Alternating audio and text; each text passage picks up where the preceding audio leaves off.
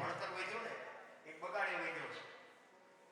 કથા એવું ભજન ને ધૂન ને માનવા બધે જ્યારે બધું તમે ભક્તિ એટલી ફાટી નીકળી છે અને બગાડે એટલો ફાટી નીકળે.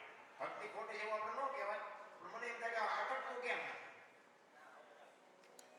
કોઈ પૈસા ખોટા આપે છે એવી વાત નથી. આટલા બધા માણસો આવી બેઠા હોય, 5 રૂપિયાનું દાન કરતા હોય, 2 ગ્રામ ધુમાડા પર જમતા હોય, ખોટું છે એ આપણી વાત નથી.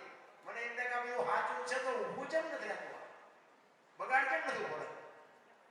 આપણે ભક્તિ કરી તો ભગવાનને કંઈક આપણે હરજ તો કરવી જોઈએ ને. હે મારા રાજા, તારી મેં ઉજાગરા કરી છે, મને જે આવડે કાલાવાલા કરી છે. આ કાંઈક તો દુનિયામાં કંઈક બગાડ કાંઈક તો ઉભો રાખ મારા બાપ. હે એક જો દીકરો બાપુ એક માને બાપને ભટકો રોટલો દેવા રાજી ન હોય તો આપણે બીજી શું વાતો કરી? કોઈ બેન દીકરીની બાપુ તમે જોવો તો કોઈ ઇજ્જત બચાવવા રાજી નથી. એક અમુક સમય હોય તો બાપુ બેન દીકરી ઘરમાંથી બહાર નીકળવામાં ગભરાય કે કેમ જાવ, શું કામ ગભરાવું? તો આપણે ઈશ્વરને કાંઈક તો બાપુ અરજ કરવી જોઈએ કે મારા બાપ આ બધામાં દુનિયામાં ત્યાં મોકલ્યા છે, જો આમાં અડધા ફડકમાં જીવતા હોય અને અડધા કાગળ ધીના કરતા હોય આ કેવો ન્યાય આવે? ઈશ્વરભાઈ આપણે કંઈક માગવાની જરૂર છે. પણ બાપુ મેં કીધું એમ બાપુ ધારાવીર ધાનનો નીપજે કોડવીનો માડુનો હોય, જેહણે જકરા નીપજે જેની જનેતા હોથલ હોય, હારી મા વગર હારા દીકરા ન થાય. હું તો બેનો દીકરીઓને ખાસ કહું છું કે ઉદરમાં સંતાનનો વિકાસ થતો હોય અને જન્મ થયા પહેલા રામાયણ કે ગીતાના બાપુ 5-5 પાના વાંચજો. જો આપણને ટેકો દેવું સંતાન ન થાય તો આપણે ભજન ગાવાનું બંધ કરી દઈએ. પાણીપુરી ખાઈ બાપુ છોકરા હારા ન થાય. પાણીપુરી દીકરા પાણીપુરી દી ઉઠાડ્યો છે. ભગવાન હારા દીકરા દે, ભગવાન હારા ઈશ્વર ની એક દુકાન છે, હારા હારા તમને નાખે માંડે માથે. એવું નથી બાપુ, કઈ વાપવું પડે. રામાયણના ગીતાના 5-5 પાના વાંચો, હનુમાન ચાલીસાનો પાઠ કરો, એમના બાપુ હારા દીકરા. આ છે ને માના એક સંસ્કારનું સિંચન હોવું જોઈએ. માં હારું ખાય, માં હારું બોલે, માં હારું જીવે તો જ સંતાન હારા થાય. માં ઠેકાણા ન હોય તો બાપુ પરજા જેવી થાય. કે બે ખેતરોની માથે એક મોરલો બોલતો હતો ને, અહીંયા કોયલ બેઠી વિચાર કરતી હતી કે સુંદર મજા, એને ખબર નહોતી મોરલો બોલે.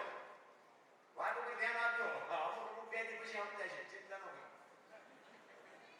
બે ખેતરોની માથે મોરલો બોલતો હતો અને આ કોયલ કે એને ખબર નથી મોર બોલે છે, પણ એનો અવાજ એને સાંભળ્યો ને રાજી રાજી થઈ ગઈ કે આ સુંદર મજાનો અવાજ આવે છે, કોણ બોલતું છે? વરસાદ બોલતો હતો ઝીણો ઝીણો. એ કે મારે જોવા જવું છે, વરસાદ રહી જાય ને તો જોવા જવું છે કોણ બોલે છે. ઘડી ખંતા મોરલો બીજી વાર બોલ્યો. ત્યાં કોયલને કહું મને તૂટવા મારે જોવા જવું છે પણ વરસાદ રહેતો નથી.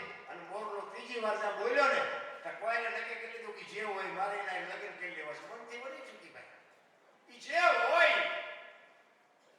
ઘડી ખંડ વરસાદ રહી ગયો, કોયલ મનાડી ઉડવા જેથી સૌ પરથી અવાજ આવતો હતો ને, પણ કોયલ ઉડી અને અહીંયા પૂગે ને એટલી વારમાં મોરલો અહીંયાથી ઉડી ગયો, ઘોડ આવી બેહી ગયો.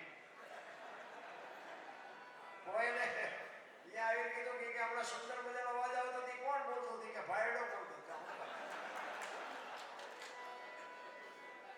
કોયલ પાણાની મૂર્તિ જેવી થઈ ગઈ હોય, એને એમ થયું કે આનું મોઢું જોઈને ખાવાનું મળે તો ભગવાન કંઠ કેવો હોય કંઈ ખબર જ નથી. બોલવા વાળું વીરી ગયું. બોલે કે શું હતું? એ કે હતું કાંઈ નહીં, હું તમારા અવાજ ઉપર મોહિત થઈ, હું તમને મનથી વળી ચૂક્યું છું, મારે તમારે લગ્ન કરવાનું. તો બોલો કે કહેતા ઠેકાણે નાળિયેર પાછા આવ્યા હતા, અડધું અડધું હાવું આવ્યું નથી. આપણે જેટલા એમ જ કામ થઈ ગયા.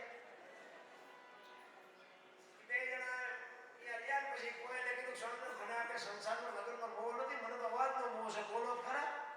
અને ખોટા હોય તરત મારે કાઢ લે ને. હું તો કે વરામાં એક જ વખત બોલું, 50 બોલું. કોઈ નહીં કે વરા આપણે રાહ જોઈ, બીજું શું? યા 2 મહિના 4 મહિના ફરી મીડો હાડ ધડકવા, વીજળી બનાવી આપણે ચીરવા, વાદળ બેવડ ચોવડ મીડા ચડવા અને ધરતી ઉપર ફોરા પડવા માંડ્યા. અને પછી કોઈ કહેશે સાંજના હવે તો બોલો, ફરી ના હાડ આવ્યો. પછી બોલવું પડે. ગોગો બોલતા અડે માનો નિયામો મેનો ગાડી ક્ષેત્ર કે પહેલા કેવું હતું આપણા ઘરે જોન ચેટલી કોયલો લખવાની નકરી કોયલો હલવાની છે એવું નથી હો. ચેટલા મોરના ચીબરીમાં હલવાના આયા જાય મારા બાપ. આપણે એમ પતિ પત્ની કા એક મતા તો સરગા ભૂરમાં સદા બાપુ અખિલ બ્રહ્માંડનો માલિક કહે છે કે બે માણસ જો હરખા હોય ને તો જીવવાની મજા આવે. એક તમને જલાની ઝૂંપડીની વાત કરો, અખિલ બ્રહ્માંડનો માલિક એની ઝૂંપડી આવે અને હરિહર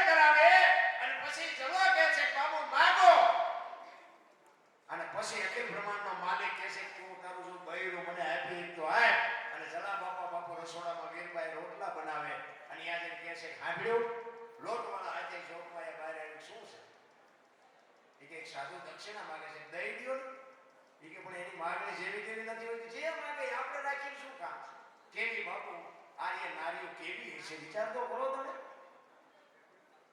જલા બાબાની આંખમાં ચળચળી આવી ગયા કે મારે કેમ કહેવું કે તારી માગણી કરે છે માંડ માંડ બોલી જાઓ એ કે એની માગણી જેવી તેવી નથી એ કહે છે કે તારું બૈરું મને આપીને તમારી માગણી કરે છે અને તેની આ ભારતની આર્ય નારી એમ કહેતી હોય કે ભક્તિની વેલણી તો વર્ષોથી આલી આવતી હતી પણ આજ વેલણીને ફળ આવ્યા એવું મને લાગે છે મારા બાપાએ તમને હાથ આપ્યો છે અને એ હાથ જો બાવાને આપી દો મને જવામાં વાંધો નથી બાપુ કઈ જોગમાં એની શક્તિ છે ચાર કરજો અને જલા બાપા મીરબાઈનું બારણું પકડી અને બાપુ પાસે આવ્યા અને કીધું બાપુ બૈરું જોવે છે ને કે આ એ આમ બૈરાનો હાથ પકડાયો ને તેથી સતાધારની ગાદીમાંથી આપા ગીગા બાપુ એની હાથે પોકરા ઝાલરો નગારા મીઠા વાગવા અને આખી ત્યાં વસ્તી બેઠી છે ઈ બાપુને કહે છે બાપુ આ શું કૌતુક થયું અને તેથી આપા ગીગા બાપુ આમ વીરપુરની સામે જોઈ ખાડ ખાડ ખાડ દાંત કાઢે છે